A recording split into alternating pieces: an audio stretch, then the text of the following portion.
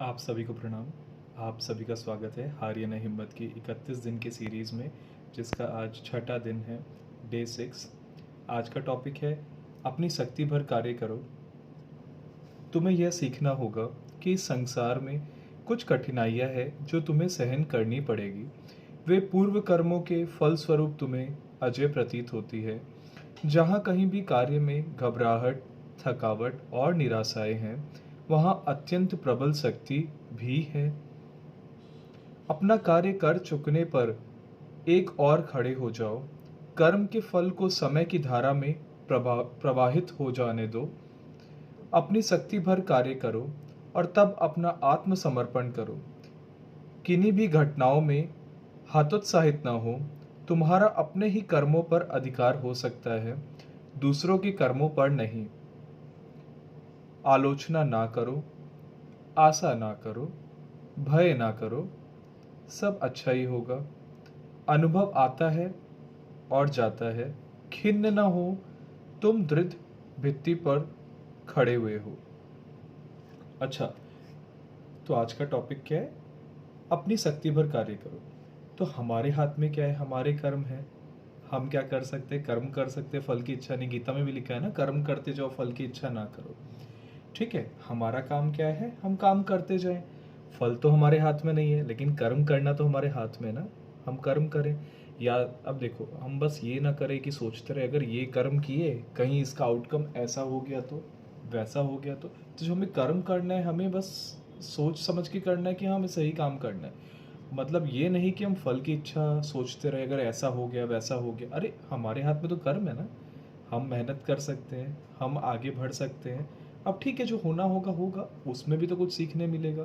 मान लीजिए अगर आप कोई बिजनेस ही करते हो, आपका बहुत मन है, ठीक है, आप पूरी मेहनत के लिए तैयार हो, ठीक है, आप उसमें अपना कर्म करो।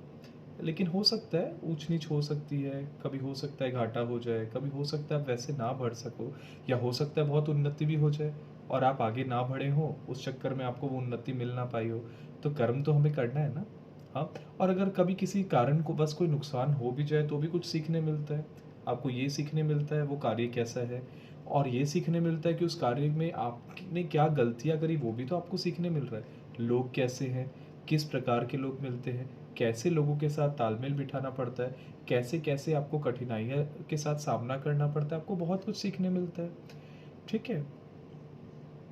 जब भी ऐसा हो ना कि कार्य में कोई घबराहट या थकावट हो रही है, तो ये भी याद रखिए कि अत्यंत प्रबल शक्ति भी है। प्रबल शक्ति जो आपकी इच्छा शक्ति है कि हाँ, मैं ये कर सकता हूँ। भाई, जितनी भी थकान हो, घबराहट हो जाता है। अगर आप अपना आत्मबल को तेज करके कि नहीं, मुझे ये कार्य करना है, आप देखिएगा समय भी बाधक नहीं होता। हो सकता है आपको किसी उस कार्य को करने में आपको नींद कम हो रही हो, ठीक है, थकावट ज़्यादा हो रही हो, पर उसको करते जाओ। एक बार जब वो हो जाएगा ना, उसमें आपको जो खुशी मिलेगी उसका कोई सीमा ही नहीं, क्योंकि वो समय तो बीत गया जो आपको थकावट भरा था।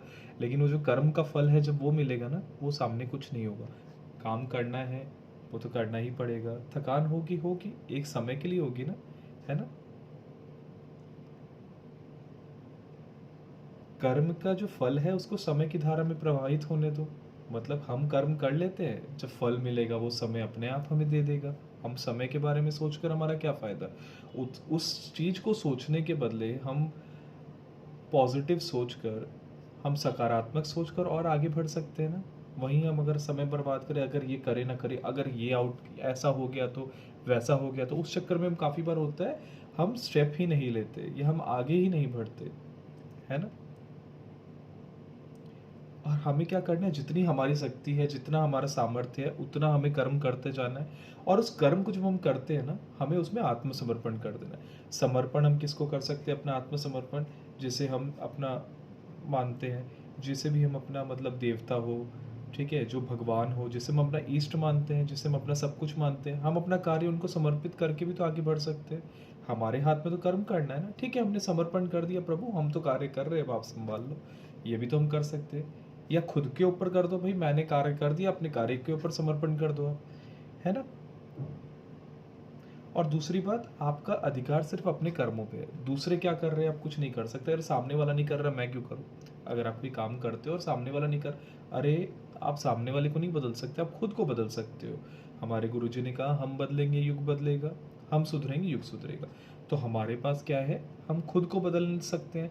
और क्या होता है ना, हम दूसरों को मतलब हमें आदत है कि हम दूसरों दूसरों के साथ पास जो देखते हैं, दूसरों जो कर रहे हैं, हमें वो चीज़ करने में, वो कॉपी करने में बड़ा मज़ा आता है, तो हम भी वो चीज़ करते हैं। आप ऐसा फिर देखिए, वही कहने का मतलब है, हम बदलेंगे युग बदलेगा।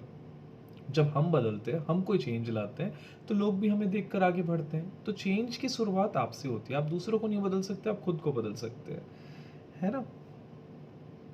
और दूसरी बात, आलोचना ना करें, मतलब किसी की बुराई ना करें। वहाँ अपनी एनर्जी क्यों वेस्ट करनी है, अभी तो अपने को तो आगे बढ़ना है ना। तो अपने आगे बढ़ने पर काम करें, अपने अपना कर्म करते जाएं, वहाँ पर हम किसी की आलोचना करें ही ना, है ना। आशा ना करें, कर्म तो कर दिया, अब ये आशा नहीं कि नहीं ऐसा होना ही चाहिए। हाँ, कर्म कर रहे हो, ये एक फल, आप ये सोच रहे हो कि हम आप कर्म क्यों कर रहे हो, वो आपके दिमाग में होना चाहिए। लेकिन ये आशा करना कि मैं कर्म कर रहा हूँ, सामने वाला भी करे, वो आशा हमें नहीं करनी है। ठीक है, भय ना करो। अब भाई, जब आपको कर्म करना है, भय करके क्या होगा, वो कर्म तो करना ही है ना, है ना। जब आपने समर्पण कर दिया अपने कार्य पे, अपने इष्ट पे, तो फिर क्या सोचना, सब अच्छा ही होगा। ये चीज़ तो अपने को पॉजिटिव रखना पड़ेगा, सकारात्मक रहना पड़ेगा कि जो होगा सब अच्छा होगा। हम तो कार्य अच्छे मन से कर रहे हैं ना, तो उसका जो भी फल है वो भी अच्छा ही होना है ना। अनुभव आता और जाता है। कर्म जब आप करते हो, आपको अनुभव आता है ना। अनुभव भी मिलते हैं। हो सकता है आप दूसरे के पास कभी के पास गिर भी रहे हो, कभी कभार संभल भी रहे हो, तो सब तरह के अनुभव आपके पास आ रहे हैं, है ना। खिन्न ना हो, मतलब टूटो ना, बिखरो ना, है ना। तुम दृढ़ भित्ति पर खड़े हुए हो, ठीक है। तो आपको आगे बढ़ते रहना है, आपको दृढ़ होकर चलना है। आपको अपने लक्ष्य के प्रति दृढ़ होना है, आपको अपने कर्म के प्रति दृढ़ होना है।